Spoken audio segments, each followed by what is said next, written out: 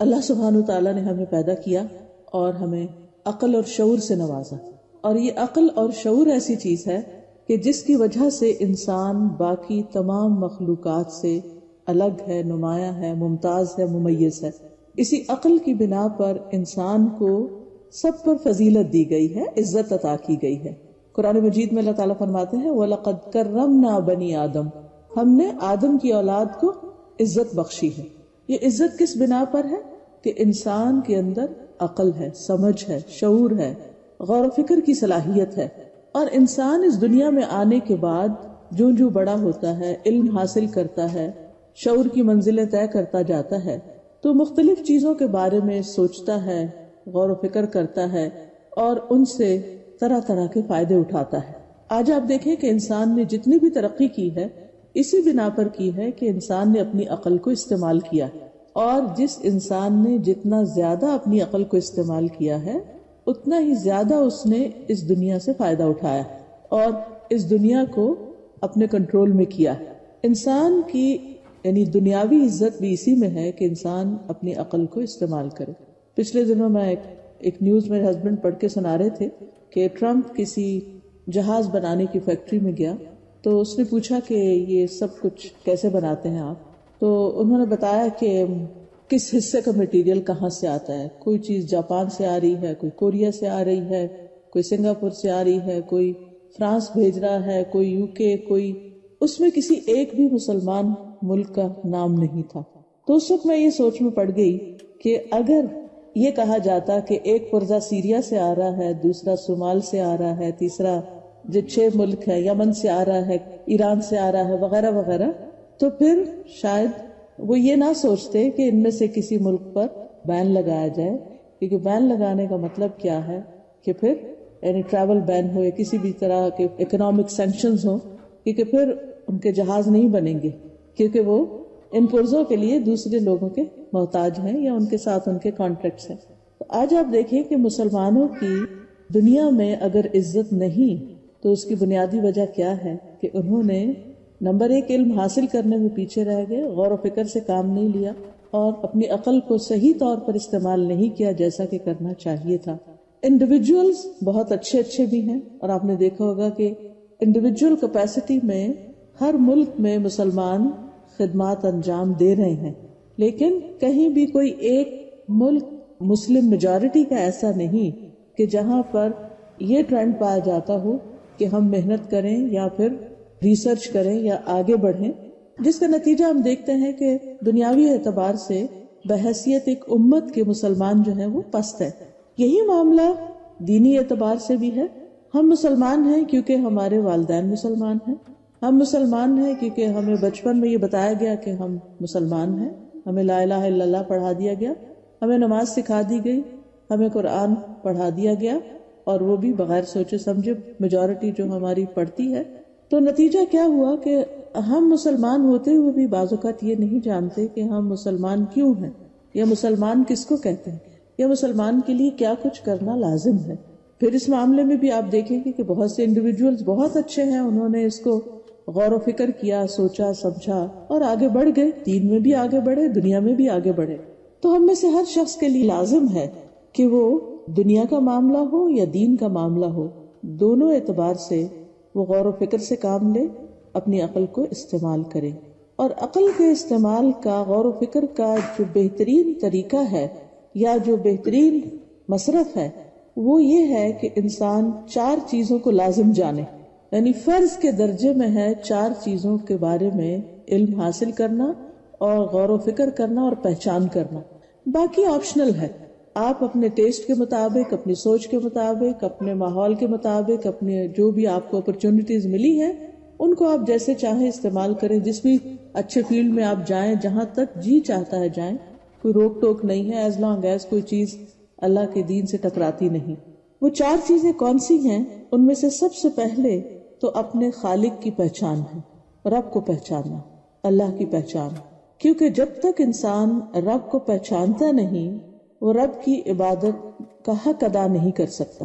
جب انسان اپنے رب کو پہچانتا ہے تو پھر وہ اس کی عظمت، اس کی قدرت، اس کی حیثیت تو جب سمجھ جاتا ہے تو واقعی پھر اس کے آگے جھک بھی جاتا ہے اور اپنی ساری کوششیں اور اپنے سارے بہترین جذبات یہ سارے کے سارے وہ اپنے رب سے وابستہ کر لیتا ہے. دوسری چیز جو بہت اہم ہے وہ ہے اپنی پہچان، اپنے پوٹینشل کو جاننا، اپنی حیثیت کو جاننا، اپنے مقام کو جاننا، خود کو ملنے والی جو نعمتیں ہیں، جو اپرچونٹیز ہیں ہمارے چاروں طرف، ان کو پہچاننا.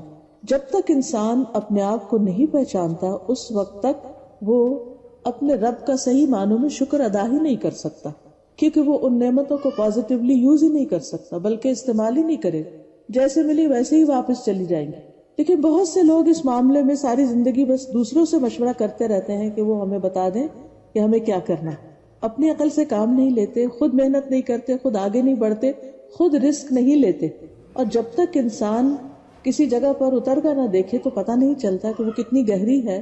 کسی پانی میں ہاتھ ڈال کے نہ دیکھا جائے تو پتہ نہیں چلتا کہ اس کا ٹیمپریچر کیا ہے. تو جب تک ہم کسی بھی فیلڈ میں اتریں گے نہیں، کسی بھی چیز کو ٹیسٹ اینڈ ٹرائی نہیں کریں گے، اس میں محنت نہیں کریں گے، اس میں آگے نہیں بڑھیں گے، تو واقعی ہمیں نہیں پتہ چلے گا کہ where do we stand، ہم کون ہیں، ہم کیا ہیں، ہم کیا کچھ کر سکتے ہیں، کہاں تک جا سکتے ہیں. جب آگے بڑھیں گے تو پھر آپ دیکھیں گے کہ ہاں ہم یہ کر سکتے ہیں. جب مشکل آئے گی اور ہم اس کو عقل استعمال کر کے محنت اور کوشش کے ساتھ اس کو پار کر جائیں گے تو پھر ہمارا اور کانفیڈنس زیادہ ہوگا، پھر اور آگے بڑھیں گے اور آگے بڑھیں گے اور اس طرح زندگی کے اختتام تک آگے بڑھتے چلے جائیں گے. تو اللہ سبحانہ و تعالیٰ کی پہچان کے بعد دوسری اہم چیز ہے اپنے آپ کو پہچاننا اور اپنی حقیقت اور اپنی قیمت معلوم کرنا کہ میری ورتھ کیا ہے، میں کیا کر سکتا ہوں. تیسری چیز ہے اس دنیا کی حقیقت کو پہچاننا، کیونکہ جب تک انسان دنیا کی حقیقت کو نہیں پہچانتا وہ دھوکے میں رہتا ہے. بعض اوقات انسان یہ سمجھتا ہے کہ جو کچھ ہے بس یہی دنیا کی زندگی ہے، جو فائدہ ہے بس یہی اٹھانا ہے، جو نقصان ہے وہ یہی کا نقصان ہے، یہاں جو آگے بڑھ گیا وہی کامیاب ہے اور جو پیچھے رہ گیا وہ ناکام ہے. حالانکہ ایک ساری کامیابی دنیا ہی کی کامیابی نہیں، تیرے آگے آسماں اور بھی ہیں، یعنی ہمارے لیے ابھی اور بہت سی منزلیں باقی ہیں. اس لیے چوتھی چیز جس کو جاننا اور جس کے بارے میں مکمل معلومات حاصل کرنا بے حد ضروری ہے اور ان میں غور و فکر کرتے رہنا، وہ ہے آخرت، جو ہماری اصل منزل ہے، جس کے بارے میں اللہ سبحانہ وتعالیٰ فرماتے ہیں وَإِنَّ الدَّارَ الْآخِرَةَ لَهِيَ الْحَيَوَانُ لَوْ كَانُوا يَعْلَمُونَ، اور بے شک آخرت کا گھر وہی حقیقی زندگی ہے، وہی اصل رہنے کی جگہ ہے. لَوْ كَانُوا يَعْلَمُونَ، کاش وہ جانتے ہوتے. تو اس چیز کا علم حاصل کرنا کہ وہ آخرت کا گھر کیسا ہے، وہ زندگی کیسی ہے، اس میں کیا کچھ ہے، کیا خوشیاں ہیں، غم کیا ہے، فائدے کی چیزیں کیا ہیں اور کہاں کہاں کیا نقصان ہو سکتا ہے. آج میں کچھ باتیں اللہ سبحانہ تعالیٰ کے تعارف کے حوالے سے کروں گی اور پھر اس کے ساتھ ساتھ کچھ اور چیزیں بھی کریں گے انشاءاللہ تعالیٰ. سب سے پہلے تو جب ہم قرآن مجید کھولتے ہیں تو اسی سے ہمیں اللہ تعالیٰ کی پہچان ہوتی. دنیا میں بھی آپ دیکھیں کہ اگر آپ کسی کو پہچاننا چاہتے ہیں، کسی انسان کو پہچاننا چاہتے ہیں مثلاً کہ وہ کیسا ہے، کون ہے، تو آپ کیا دیکھتے ہیں کہ وہ کیا کہتا ہے، وہ کیا لکھتا ہے، اس نے کیا کتابیں لکھی ہیں، یا کسی چیز کا آتھر ہے یا وہ ریسرچر ہے. تو جو اس کا کام ہوتا ہے، جو اس کی اچیومنٹس ہوتی ہیں، جو اس نے کیا ہوتا ہے، اس کے ذریعے آپ اس کو پہچانتے ہیں، وہی اس کی ورتھ ہوتی ہے. کون نکما انسان ہے، کون کارآمد انسان ہے اور کون کس درجے کا انسان ہے. اللہ سبحانہ تعالیٰ کو پہچاننے کے لیے ہمیں اللہ سبحانہ تعالیٰ کے کلام کو بھی دیکھنے کی ضرورت ہے اور اس کے ساتھ ساتھ اس نے کیا کیا ہے، کیا بنایا ہے، اس کے افعال یا اس کے کاموں کو بھی دیکھنے کی. جیسے کوئی انسان اپنے کلام، اپنی تحریر سے پہچانا جاتا ہے اور اپنے کاموں سے پہچانا جاتا ہے. تو اللہ سبحانہ و تعالیٰ کو پہچاننے کے لیے بھی اگر آپ یہی دو طریقے استعمال کریں کہ اس کے کلام کو دیکھیں کہ اس نے اپنے کلام یعنی قرآن مجید میں اپنا تعارف کیا کروایا کہ وہ کون ہے، تو یہ اس کا اصل صحیح تعارف ہوگا. یا پھر اس نے اپنے رسولوں کی زبان سے اپنا تعارف کیا کروایا ہے، اور خصوصاً محمد صلی اللہ علیہ وسلم کی زبان سے. تو قرآن و حدیث کے ذریعے ہمیں اللہ سبحانہ وتعالیٰ کے ناموں، اس کی صفات اور اس کے کاموں کا پتہ چلتا ہے کہ وہ کیا کرتا ہے. دوسری چیز کائنات ہے. کائنات میں غور و فکر کر کے ہمیں پتہ چلتا ہے کہ اللہ تعالیٰ نے یہ دنیا کیسی بنائی ہے، اس میں کیسی کیسی وسعتیں ہیں، یہ زمین کیسی ہے، آسمان کیسے ہیں اور آسمانوں کے پیچھے کیا کچھ ہے، اور نئے نئے ستارے سیارے جو دریافت ہو رہے ہیں. ریسنٹلی آپ نے دیکھا ہوگا کہ ابھی ایک آدھ دن پہلے بہت ہی نیا انکشاف ہوا ہے کہ ہماری زمین کی طرح کے کچھ اور پلانٹس بھی ہیں جن پر زندگی کا امکان پایا جاتا ہے، اگرچہ وہ بہت دور ہے۔ 7 ایسے پلانٹس کا پتہ چلا ہے۔ اس کا ذکر قرآن مجید میں بھی ملتا ہے۔ اللہ تعالیٰ فرماتے ہیں کہ اللہ نے 7 آسمان بنائے اور انہی کی مانند زمینیں بھی بنائی، اور اللہ کا حکم ان میں اترتا رہتا ہے۔ سورۃ الطلاق کی آیت ہے، یتنزل الامر بینہن، اللہ کا حکم ان میں نازل ہوتا رہتا ہے، اور تاکہ تم جان لو کہ اللہ تعالیٰ نے ہر چیز کو اپنے علم سے گھیرا ہوا ہے۔ بہرحال، اور یہ بھی کہا جاتا ہے کہ وہ جو پلانٹس دریافت ہوئے وہ 40 لائٹ ایئرز کے فاصلے پر ہیں تقریباً یہاں سے۔ حقیقت تو اللہ ہی جانتا ہے، انسانوں کے تو صرف اندازے ہی ہیں۔ تو بہرحال جب ہم قرآن مجید کھولتے ہیں تو سب سے پہلی سورت جو ہے اس میں اللہ سبحانہ وتعالیٰ کا تعارف ہے کہ وہ کون ہے۔ اللہ تعالیٰ اپنا تعارف کیسے کرواتے ہیں؟ الحمدللہ رب العالمین، سب تعریف اللہ کے لیے ہے جو رب ہے سارے جہان، پوری یونیورس کا۔ اور رب کے اندر بہت سے میننگز پائے جاتے ہیں، لیکن خاص طور پر 3 معنی، خالق، مالک اور مدبر، کہ وہ کریٹر بھی ہے، وہ ان سب کو اون بھی کرتا ہے، اور پھر وہ ان سب کو سسٹین بھی کر رہا ہے، پلان کر رہا ہے، اور ان کی ساری نیڈز فلفل کر رہا ہے، ساری کائنات کو یا نظام ہستی کو وہی چلا رہا ہے، رب العالمین۔ پھر اس کے ساتھ ساتھ الرحمن الرحیم، بہت ہی مہربان، کنٹینیوسلی مہربان ہے، مسلسل مہربانیاں کرنے والا ہے۔ یعنی اللہ نے اپنی پہچان اپنی رحمت کے ساتھ کروائی۔ عام طور پر ہم اپنے بچوں کو جب اللہ کی پہچان کراتے ہیں تو ڈرانے سے کرتے ہیں، اللہ تعالیٰ ماریں گے، اللہ تعالیٰ آگ میں پھینک دیں گے، وغیرہ وغیرہ، جو کچھ ہم کرتے ہیں ہمیں معلوم ہے۔ جبکہ اللہ سبحانہ وتعالیٰ نے اپنی پہچان کیسے کروائی کہ میں نے ہی پیدا کیا، میں ہی رزق دیتا ہوں، میں ہی تمہارا مالک ہوں، اور تمہارے سارے امور میرے ہی سامنے ہیں، میرے ہی اختیار میں ہے۔ اور اس کے ساتھ ساتھ یہ کہ میں بہت ہی مہربان ہوں۔ اور اس میں آپ دیکھیے کہ اللہ تعالیٰ کی صفت رحمت کو بیان کرنے کے لیے ایک نہیں 2 ناموں کا ذکر ہوا، الرحمن اور پھر الرحیم، سب کے لیے مہربان، اور خاص طور پر اپنے ماننے والوں کے لیے مہربان۔ اور پھر کیا تعارف ہے؟ مالک یوم الدین، جو مالک ہے یوم الدین کا، بدلے کے دن کا، جزا سزا کے دن کا، جو کچھ انسان دنیا میں کرتا ہے اس پر انسان کو آگے جو بھی ریوارڈ یا جو سزا ملنے والی ہے، ثواب و عقاب، اس کا مالک بھی وہ خود ہی ہے۔ یعنی پورا کنٹرول ہے اس کے پاس اول سے آخر تک ہر چیز کا۔ اور پھر جب انسان اللہ کو پہچان لیتا ہے تو فوراً پھر کیا کہتا ہے؟ ایاک نعبد و ایاک نستعین۔ یہ جو ایاک نعبد و ایاک نستعین ہے، یہ سچے دل سے نکلتا ہی اس وقت ہے جب انسان اپنے رب کو پہچان کر اس کے آگے پہ جھکنا چاہتا ہے کہ تو ہی معبود ہے، تیری ہی ہم صرف تیری عبادت کریں گے اور صرف تجھ سے مدد مانگیں گے۔ کیونکہ یہ جو کہنا کہ ہم تجھ سے مدد مانگتے ہیں، یہ دراصل اپنی کمزوری کا اعتراف۔ انسان جتنا اللہ تعالیٰ کو پہچانتا جاتا ہے اتنا ہی اس کے اندر ایک ہمبلنس آتی ہے، ایک تواضع آتی ہے، اپنی حقیقت کا پتہ چلتا ہے کہ ہم کمزور ہیں اور ہمارا رب سارے اختیارات اس کے پاس ہیں۔ اور پھر جب انسان محسوس کرتا ہے کہ میں کمزور ہوں، مجھے مدد کی ضرورت ہے، تو پھر اللہ کی طرف رجوع کرتا ہے کہ مدد کرنے کے قابل وہی ہے، ایاک نستعین۔ اور پھر انسان اسی سے رہنمائی مانگتا ہے اور دعا مانگتے ہوئے کہ تو ہمیں سیدھا راستہ دکھا، اور وہ راستہ کہ جس پہ چلنے والوں پہ تو نے انعام کیا، یعنی ہمیں ان خوش قسمت لوگوں میں شامل کر لے جن سے تو راضی ہے، اور ان لوگوں میں شامل نہیں کرنا جن سے تو ناراض ہوا، جن پر تیرا غصہ ہوا، کیونکہ ہم اس قابل نہیں کہ تیرا غصہ برداشت کر سکیں، اور نہ تو ہمیں بھٹکنے کے لیے چھوڑنا۔ ہم تیرے ہی راستے پر رہنا چاہتے ہیں، تیری ہی طرف آنا چاہتے ہیں، تجھ سے محبت کرتے ہیں۔ حقیقت یہ ہے کہ انسان جب اپنے رب کو پہچان لیتا ہے تو پھر رب سے لو لگا لیتا ہے، پھر ہی اس کی بندگی کا حق ادا کرتا ہے۔ اسی طرح قرآن مجید کا مطالعہ کرتے چلے جائیں تو آیت الکرسی جو ہے اس میں اللہ سبحانہ وتعالیٰ کی 26 صفات اور ناموں کا ذکر ہے، سراسر اللہ کی پہچان ہے۔ یہ کون ہے؟ وہ اللہ لا الہ الا ہو الحی القیوم، اللہ جس کے سوا کوئی الہ نہیں، زندہ ہے، قائم رکھنے والا ہے، لا تأخذہ سنۃ ولا نوم، اس کو نہ نیند آتی ہے نہ اونگ آتی۔ من ذا الذی یشفع عندہ الا بإذنہ، کون ہے جو اس کے پاس سفارش کر سکے مگر اس کے اذن کے ساتھ، یعنی ساری طاقت کا مالک وہی ہے۔ یعلم ما بین ایدیہم وما خلفہم، اس کے علم کا ذکر ہے یہاں کہ کتنا زیادہ اس کا علم، اس کو معلوم ہے جو ان کے آگے اور جو ان کے انسانوں کے ماضی حال مستقبل سب سے وہ واقف ہے۔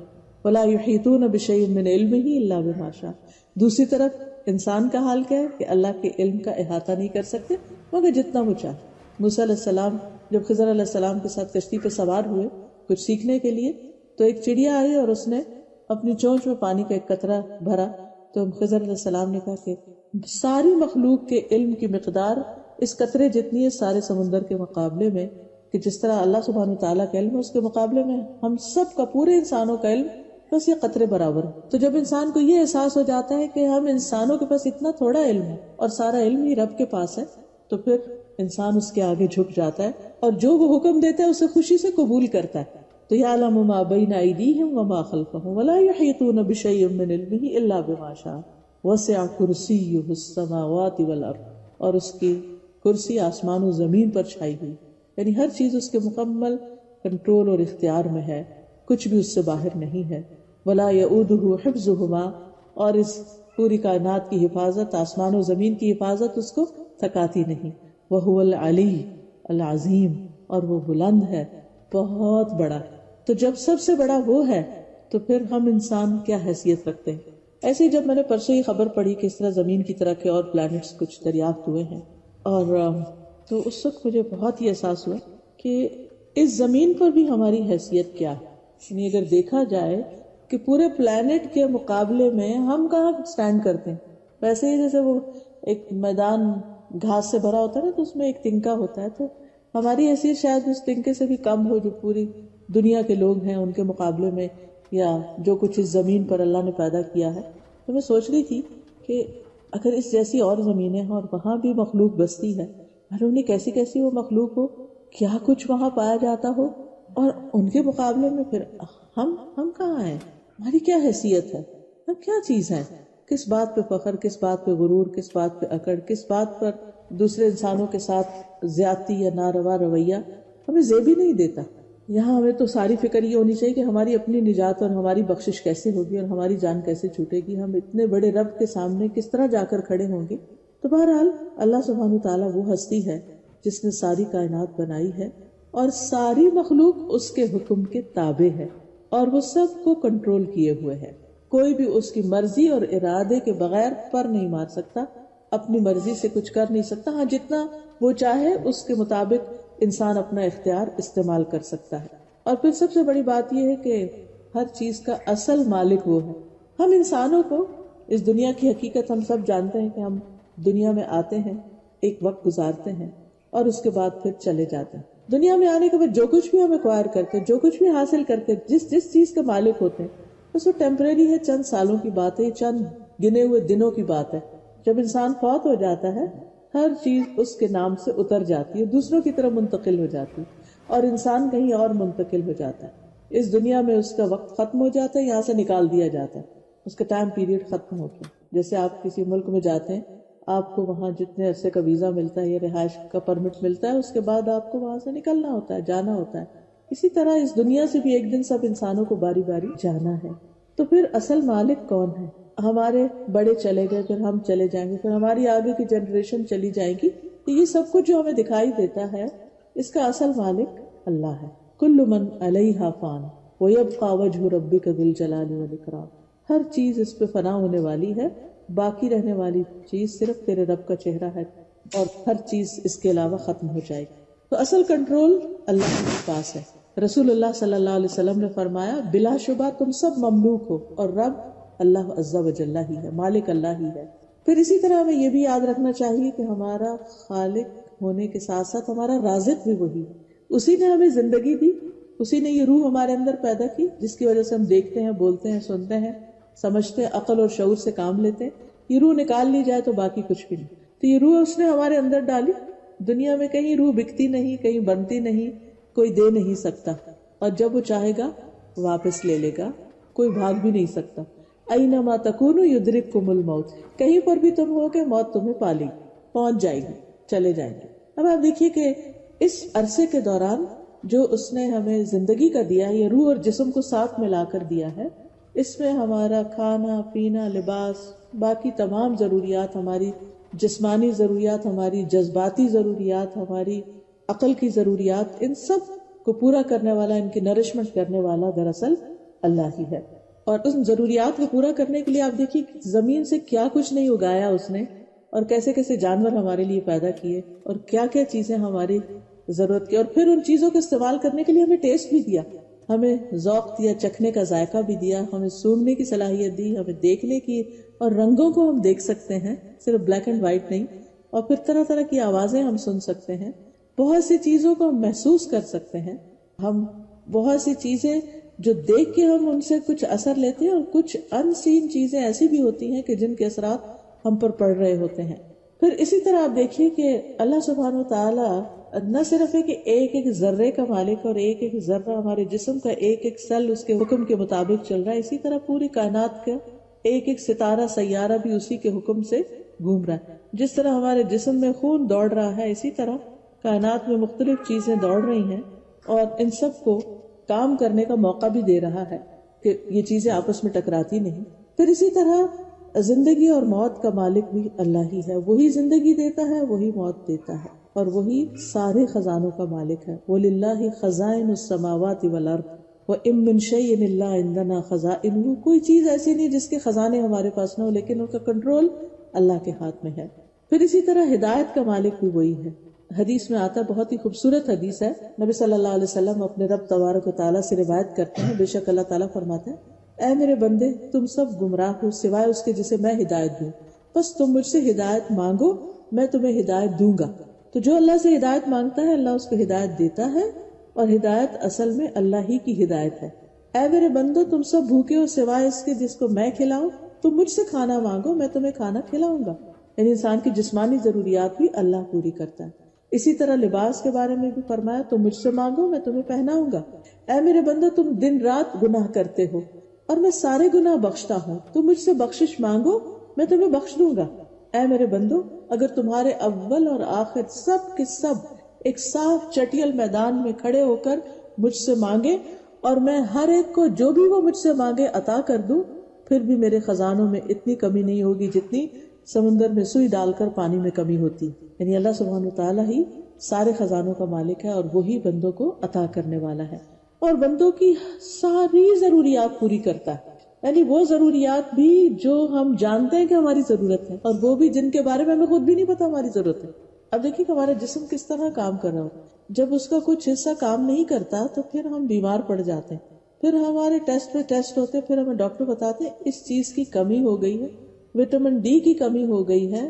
تو آپ دیکھیے کہ ایک خاص عمر کی حد کو پہنچ کر پھر ہمیں پتا چلتا، اوہ ہمارے جسم میں کیلشیم کی ڈیفیشنسی ہوگی، اس کی ہوگی اور اس کی، لیکن اس سے پہلے ہمیں کبھی خیال بھی نہیں آیا کہ کون ہماری یہ ساری ضروریات ہمارے سوچے، پلان کیے اور اہتمام کیے بغیر پوری کرتا چلا جا رہا ہے۔ ہماری باڈی جس طرح فنکشن کرتی ہے، اور ہمارا ایک ایک سسٹم جس طرح فنکشن کرتا ہے، اس کو وہ سسٹم چلانے کے لیے کس انرجی کی ضرورت ہوتی ہے، وہ کون فراہم کر رہا ہے، اور اس کا انتظام کس نے کر رکھا ہے۔ ہم تو بس کھانا انجوائے کر کے کھا کے اپنے کام میں لگ جاتے ہیں، ہمیں زیادہ ہی تو بھوک لگی، اس کا ہمیں پتا ہے کہ کھانا ہماری ضرورت ہے کیونکہ ہمیں بھوک لگی، لیکن کھانا صرف بھوک نہیں دور کرتا، اس کے علاوہ بھی وہ بہت سی چیزیں ہمارے جسم میں بلڈ کے ذریعے سارے نیوٹریٹس جو ہیں ایک ایک بال تک، ایک ایک حصے تک، ایک ایک سیل تک پہنچ رہے ہوتے ہیں۔ یہ کون پہنچا رہا ہے، یہ سسٹم کس نے کام کیا؟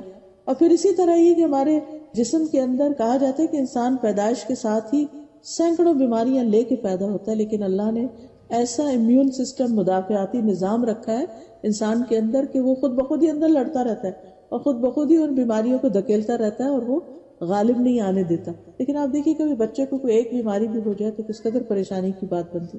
تو کہنے کا مطلب یہ ہے کہ وہ اللہ ہی ہے جو ہماری ساری ضروریات پوری کرتا ہے، وہ بھی جن کو ہم جانتے ہیں اور وہ بھی جن کو ہم نہیں جانتے۔ ابراہیم علیہ السلام نے ایک موقع پر کہا تھا کہ رب کون ہے؟ اللہ رب العالمین الذی خلقنی فہو یہدین، کہ میرا رب وہ ہے جس نے مجھے بنایا اور وہ مجھے ہدایت دیتا ہے۔ والذی هو یطعمنی ویسقینی، اور وہی جو مجھے کھلاتا ہے اور پلاتا ہے۔ واذا مرضت فہو یشفینی، اور جب میں بیمار پڑتا ہوں تو وہی مجھے شفا دیتا ہے۔ والذی یمیتنی ثم یحیینی، وہی جو مجھے موت دے گا پھر موت کے بعد دوبارہ زندہ بھی کرے گا۔ والذی اطمع ان یغفر لی خطیئتی یوم الدین، اور وہ جس سے مجھے امید ہے کہ قیامت کے دن میرے گناہ معاف کر دے گا۔ رب ھب لی حکما والحقنی بالصالحین، اے رب مجھے حکمت عطا کر قوت فیصلہ عطا کر اور مجھے نیک لوگوں کے ساتھ شامل کر لے. یعنی وہ اپنے لیے یہ دعا مانگتے ہیں. وَاجْعَلْ لِي لِسَانَ صِدْقٍ فِي الْآخِرِينَ، اور میرا ذکر خیر بعد والوں میں جاری کر دے. وَاجْعَلْنِي مِن وَرَثَةِ جَنَّةِ النَّعِيمِ، اور مجھے جنت کے وارثوں میں بنا دے، شامل کر لے. اب آپ دیکھیے کہ کتنی خوبصورت دعا ہے. جو رب کو پہچانتا ہے پھر وہ رب سے کیا کیا نہیں مانگتا. قوت فیصلہ ہماری بہت بڑی ضرورت ہوتی. تو کہتے ہیں ربی حب لی حکمن، اللہ مجھے قوت فیصلہ عطا کر. اور حکم کا ایک معنی حکمت بھی ہے، تو مجھے حکمت عطا کر، وزڈم دے. کیونکہ جب انسان کے اندر سمجھ بوجھ ہوگی تو اس کے فیصلے بھی صحیح ہوں گے. پھر وَأَلْحِقْنِي بِالصَّالِحِينَ، انسانوں کی ضرورت ہوتی ہے انسان کو اچھی کمپنی، اللہ مجھے نیک لوگوں کا ساتھ دے. پھر انسان کو ہمیشہ یہ ہوتا ہے کہ میرے مرنے کے بعد میرا ذکر خیر ہو، برے لفظوں میں نہیں اچھے لفظوں میں یاد کیا جاؤں. اس کی دعا کرتے ہیں وَاجْعَلْ لِي لِسَانَ صِدْقٍ فِي الْآخِرِينَ، اچھی لیگیسی چھوڑ کر جاؤں. وَاجْعَلْنِي مِن وَرَثَةِ جَنَّةِ النَّعِيمِ، اور آگے کا مقام اور منزل بھی اچھی ہو، مجھے جنت النعیم کے وارثوں میں شامل کر دے. کتنی کمپریہنسو دعا ہے، چھوٹی سی دعا ہے، لیکن اس میں ابراہیم علیہ السلام اپنے لیے بہت کچھ مانگتے ہیں، کیونکہ انہیں رب کی پہچان ہو جاتی ہے کہ میرا رب وہ ہے کہ جس سے میں جو مانگوں وہ مجھے عطا کر سکتا ہے. تو پھر ان کے دل میں جس چیز کی خواہش آتی ہے وہ اس سے مانگتے چلے جاتے ہیں. اور حقیقت یہ ہے کہ بندوں کی ساری ضروریات پوری کرنے والا بھی اصل میں وہی ہے. اور اس میں آپ دیکھیے کہ یہ ضروریات جس بھی قسم کی ہوں، ان سب چیزوں کو پیدا کرنے والا بھی وہی ہے، ان کا مالک بھی وہی ہے، دینے والا بھی وہی. اس کو دینے کے لیے کسی سے پوچھنے کی ضرورت نہیں. جب وہ دینا چاہے تو کوئی روک بھی نہیں سکتا اس کو. کیونکہ دنیا میں تو ہے نا، اگر کوئی انسان دینے لگتا ہے تو دوسرا اس کو روک دیتا، نہیں فلاں کو نہیں دینا. اللہ تعالیٰ کو کوئی نہیں روک سکتا.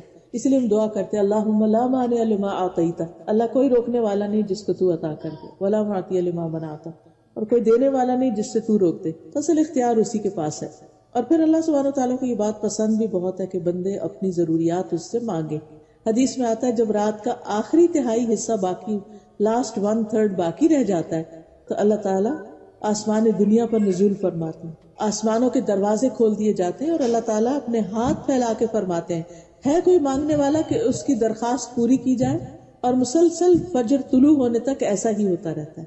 تو وہ دعاؤں کے مانگنے کا خاص وقت ہے. جو بھی ہماری حاجت اور ضرورت ہو ہمیں اللہ سے مانگنی چاہیے. پھر اللہ تعالیٰ بندے کی پکار پہ جواب بھی دیتا ہے. اور اللہ تعالیٰ کو اس بات سے حیا آتی ہے کہ بندے کا اٹھا وہ ہاتھ خالی لوٹائے. وہ خالی نہیں لوٹاتا، اس کو بھر دیتا ہے. یہ الگ بات ہے کہ اس کا فائدہ ہمیں فوری ہو یا دیر سے ہو. بندوں کا فقر دور کرنے والا، ان کی محتاجی دور کرنے والا بھی دراصل وہی ہے. پھر ہمارے گناہوں کو بخشنے والا، ہمیں معاف کر دینے والا وہی ہے.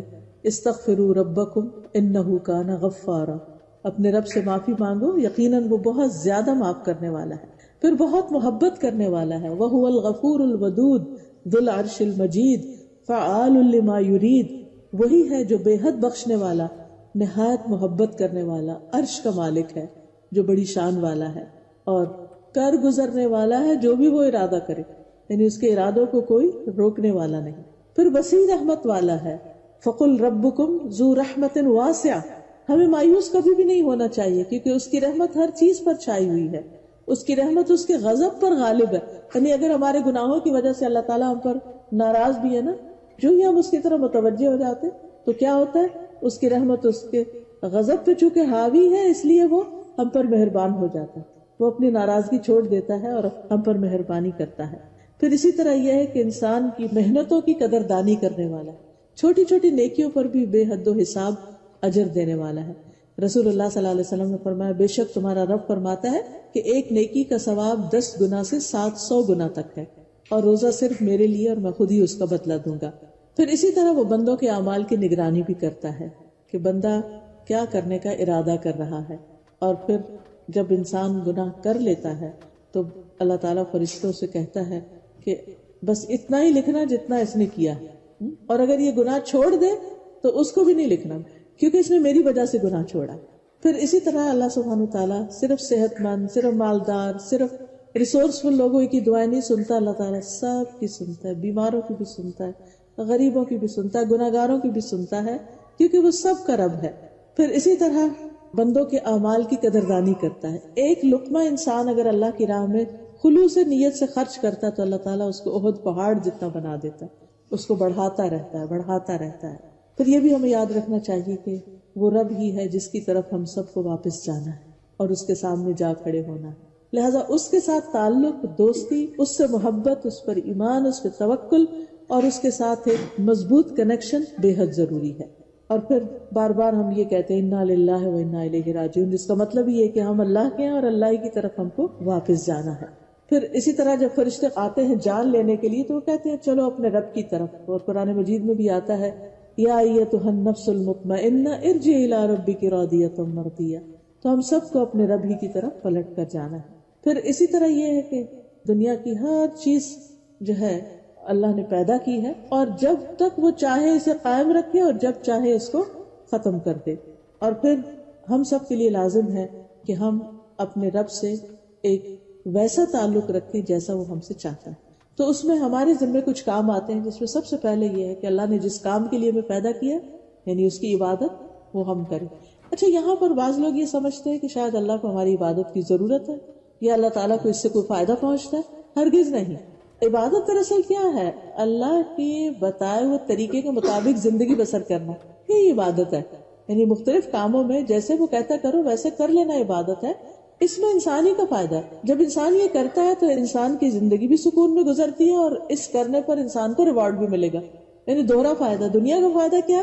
انسان بھٹکنے سے، پریشان ہونے سے، غموں سے، دکھوں سے بچ جاتا ہے اور اس کے دل کو ایک قرار آ جاتا ہے. اور آخرت کا فائدہ یہ ہے کہ انسان کو اللہ تعالیٰ ایک نیکی کا ریوارڈ کئی گنا بڑھا کر دیتا ہے. رب کی عبادت میں ایک چیز جس کا خاص خیال رکھنا چاہیے وہ کہ کسی اور کو اس کے ساتھ شریک نہیں کرنا. اور اس میں ہم الحمدللہ کو بتوں کو شریک نہیں کرتے، کچھ انسانوں کو نہیں کرتے، لیکن یہ جو ریاکاری اور دکھاوا ہے یہ کہیں نہ کہیں سے کریپن ہو جاتا ہے اور شیطان انسان کے اعمال کو خراب کرنے کی کوشش کرتا ہے. تو اللہ تعالیٰ سورۃ الکہف کے آخر میں فرماتے ہیں فَمَنْ كَانَ يَرْجُو لِقَاءَ رَبِّهِ فَلْيَعْمَلْ عَمَلًا صَالِحًا وَلَا يُشْرِكْ بِعِبَادَةِ رَبِّهِ أَحَدًا. کہ جو شخص اپنے رب سے ملاقات کی امید رکھتا ہو تو اس کے لیے لازم ہے کہ وہ نیک عمل کرے اور اپنے رب کی عبادت میں کسی کو شریک نہ کرے. تو شرک جو ہے یہ اللہ تعالیٰ کو سخت ناپسند ہے اور اس کے لیے انسان کو بہت احتیاط کرنے کی ضرورت ہے.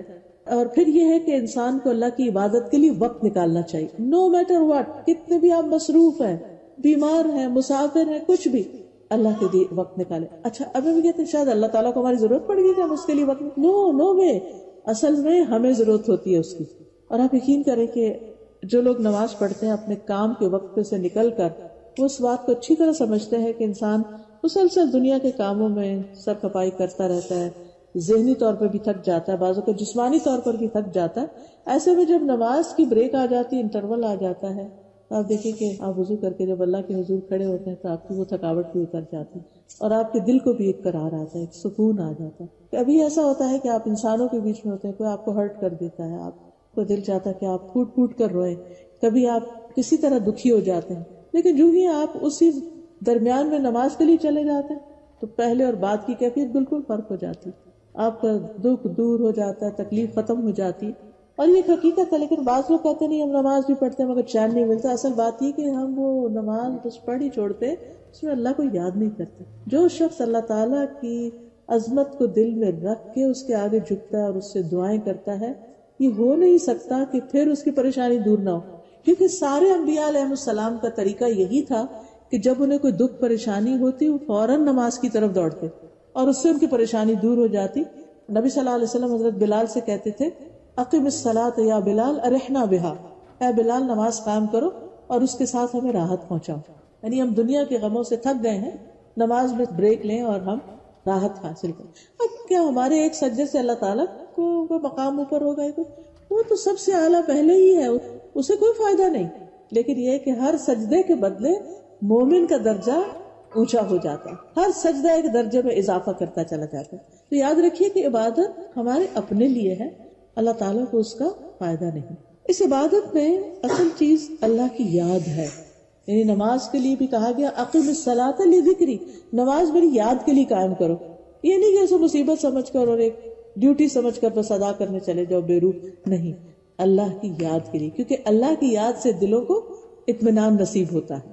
اور پھر اللہ سبحانہ تعالیٰ سے تعلق میں جو چیز بہت فائدہ مند ہے وہ اللہ کا ذکر ہے. اٹھتے بیٹھتے چلتے پھرتے نماز تک فارمل ذکر کا طریقہ، لیکن نماز کے بعد بھی انسان کو اللہ کا ذکر کرتے رہنا چاہیے.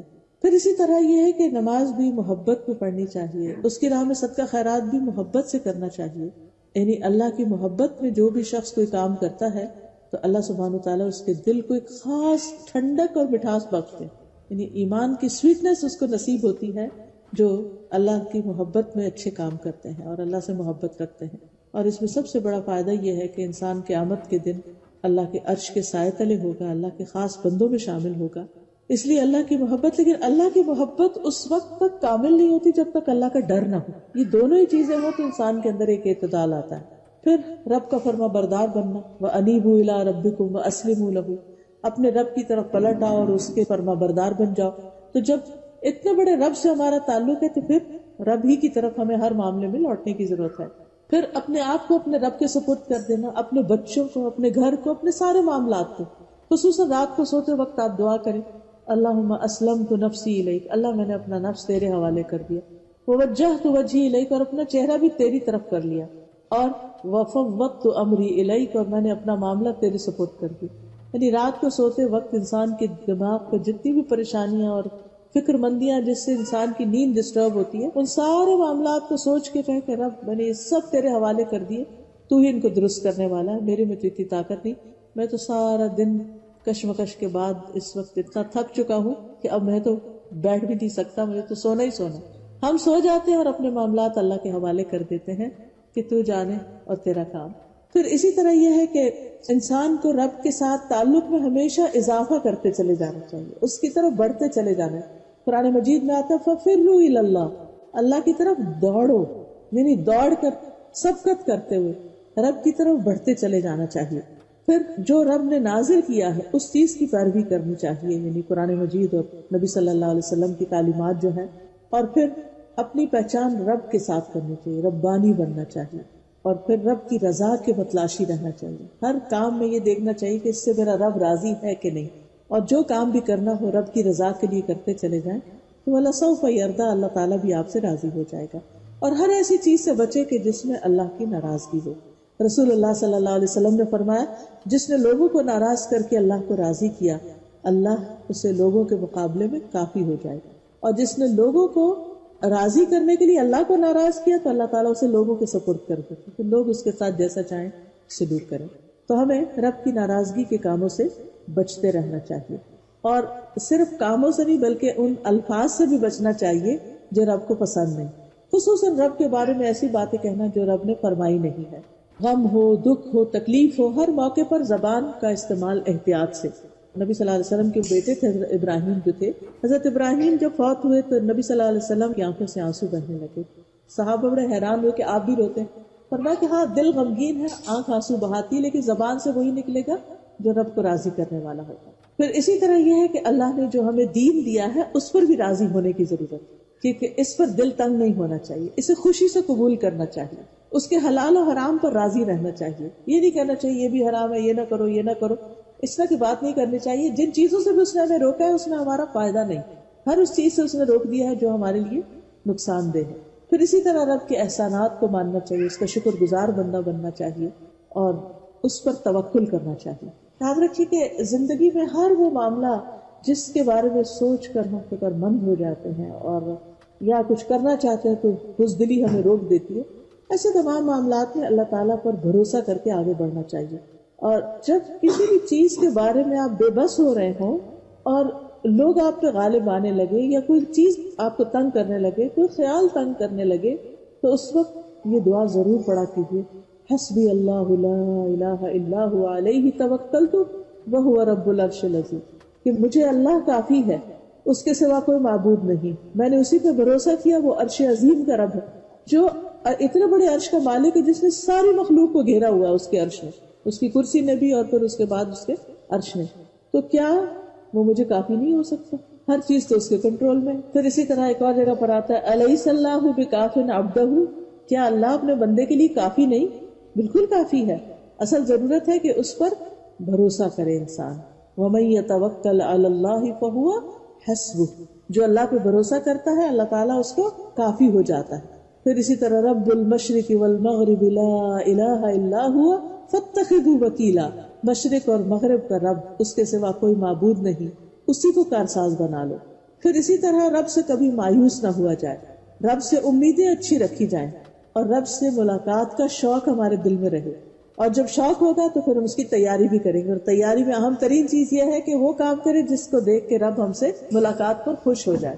اور پھر یہ ہے کہ رب کو جو خوش کرنے والے کام ہیں ان میں سے ایک یہ ہے کہ رب سے مانگتے رہیں, ہر دم مانگتے رہیں, خوب خوب دعائیں کرتے رہیں, اپنے لیے کریں, پھر والدین کے لیے کریں, رب ارحمہما کما ربیانی صغیرا, اپنے ازواج اور اولاد کے لیے کریں, ربنا هب لنا من ازواجنا وذریاتنا قرۃ اعین واجعلنا للمتقین اماما. پھر اولاد کے لیے خاص طور پر دعا کہ رب هب لی من الصالحین کے علاوہ رب لا تذرنی فردا وانت خیر الوارثین, یعنی اللہ میری اولاد کو اتنا نیک بنا کہ میرے بعد وہ میرے نیکی میں میرے وارث ہو. پھر رب اجعلنی مقیم الصلاۃ ومن ذریتی ربنا وتقبل دعا. پھر لوگوں کے لیے دعا, سب کی بخشش کی دعا, ربنا اغفر لی ولوالدی وللمؤمنین یوم یقوم الحساب. تو گناہوں سے معافی کی دعائیں بھی کرنی چاہیے, اپنے لیے, دوسروں کے لیے, رب اغفر وارحم وانت خیر الراحمین. اور پھر خیر پانے کے لیے رب سے دعا کرنی چاہیے, رب انی لما انزلت الی من خیر فقیر. پھر صبر کے لیے دعا کرنی چاہیے, ربنا افرغ علینا صبرا وثبت اقدامنا وانصرنا علی القوم الکافرین. پھر علم میں اضافے کے لیے دعا جو نبی صلی اللہ علیہ وسلم کو سکھائی گئی, رب زدنی علما. پھر معاملات میں آسانی کے لیے دعا, رب اشرح لی صدری, اللہ میرا سینہ کھول دے, کیونکہ جو سینے کی گھٹن اور تنگی ہوتی ہے نا, یہ ڈپریشن لاتی ہے. سب کچھ ہوتے ہوئے آپ کا دل تنگ ہوتا ہے, کبھی اس میں بزدلی آ رہی ہوتی ہے, کبھی اس میں خوف ہوتا ہے, کبھی اس میں بخل ہوتا ہے, کبھی اس میں ہم اور غم ہوتا ہے. تو یہ سب چیزیں دل کی تنگی کے ساتھ بڑھ جاتی ہیں, مرض بڑھ جاتا ہے. تو جب یہ ہماری جو چیسٹ ہے یہ وسیع ہوگی, کھلے گی, دل کھلے گا, تو پھر آپ دیکھیے ہم لوگوں کو آسانی سے معاف بھی کر دیں گے, لیٹ اٹ گو, جانے دیں گے. پھر ہم لوگوں کے بارے میں اچھا گمان رکھیں گے, پھر ہمیں بہت سی چیزوں میں غور و فکر کا موقع ملے گا. تو یہ جو دل کی وسعت ہے یہ بہت ضروری ہے. رب اشرح لی صدری ویسر لی امری, اور میرا کام آسان کر دے. سارے کاموں میں آسانی کی دعا کرنی چاہیے. واحلل عقدۃ من لسانی, اور میری زبان کی گرہ کھول دے, کیونکہ انسانوں کے ساتھ عموماً لڑائی جھگڑے مس کمیونیکیشن کی وجہ سے ہوتے ہیں. ایک کچھ کہنا چاہ رہا ہے, دوسرا کچھ اور سمجھ رہا ہے, پہلا اریٹیٹڈ ہو جائے تو وہ غصے میں آ جاتا ہے, وہ اس کو کچھ وہ جواباً اس سے بڑی کارروائی کرتا ہے, اور یوں گھروں میں جھگڑے فساد شروع رہتے ہیں. تو ویسر لی امری واحلل عقدۃ من لسانی, اللہ میری زبان کی گرہ کھول دے کہ میں اپنا مدعا اچھے طرح بیان کر سکوں. یفقہوا قولی, تاکہ لوگ میری بات سمجھ جائیں. یہ صرف قرآن و حدیث کے درس سے متعلق ہی نہیں, اس کے لیے تو ہے ہی, لیکن عام روزمرہ زندگی میں بھی آپ نے دیکھا ہوگا کہ بعض اوقات کسی کو اپنی بات سمجھانا, اپنا نقطہ نظر بتانا, اللہ کا پیغام پہنچانا بڑا مشکل ہو جاتا ہے. یوں لگتا ہے کہ ہم پتہ نہیں کسی دیوار سے بات کر رہے ہیں یا کسی لکڑی کے بت سے بات کر رہے ہیں, کوئی رسپانس نہیں, کوئی جواب نہیں. کچھ لوگوں سے بات کرتے ہوئے نروس ہو جاتے ہیں. تو جب یہ دعا پڑھ لیتے ہیں تو اللہ سبحانہ وتعالیٰ کاموں میں آسانی کر دیتا ہے اور آپ اپنی بات بتا سکتے ہیں. آپ دیکھیے کہ بچے بھی ہیں نا, میں نے اپنے تجربے میں یہ دیکھا ہے کہ جب میں ان کو بیفور ٹائم اپنی ایکسپیکٹیشن بتا دیتی ہوں تو معاملہ بہت اچھا رہتا ہے. تو ان کو بھی پتا ہوتا ہے میں کیا چاہتی ہوں, اور مجھے بھی پتا ہوتا ہے کہ اب وہ کس طرف چلیں.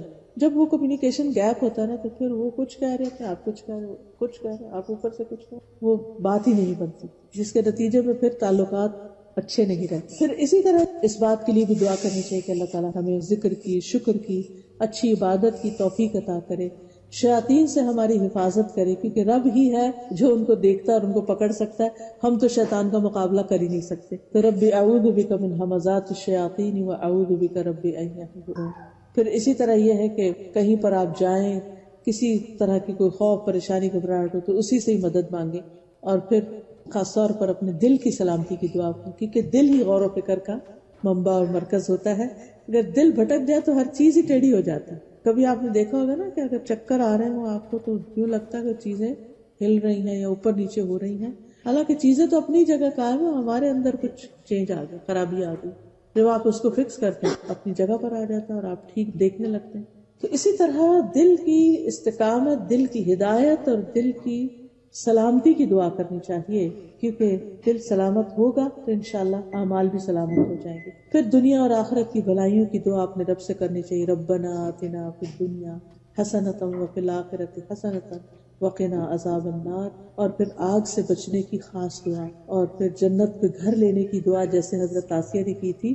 کیا کہا تھا انہوں نے؟ رب ابن لی عندک بیتا فی الجنہ ونجنی من فرعون وعملہ ونجنی من القوم الظالمین. تو اللہ تعالیٰ سے دعا ہے کہ اللہ تعالیٰ ہمیں اپنی پہچان دے، ہمیں اس دنیا کی حقیقت سمجھا دے، ہمیں آخرت کی حقیقت سمجھا دے، اور ہمیں اپنی پہچان دے تاکہ ہم اپنی زندگی کو ضائع ہونے سے بچائیں اور اس میں وہ کام کر کے جائیں جن کا آگے حساب کتاب ہونا ہے، جس کے بارے میں پوچھا جائے گا، اور جن پر پھر ہماری آئندہ کی خوشی یا غم کا انحصار ہے. وآخر دعوانا ان الحمد للہ رب العالمین.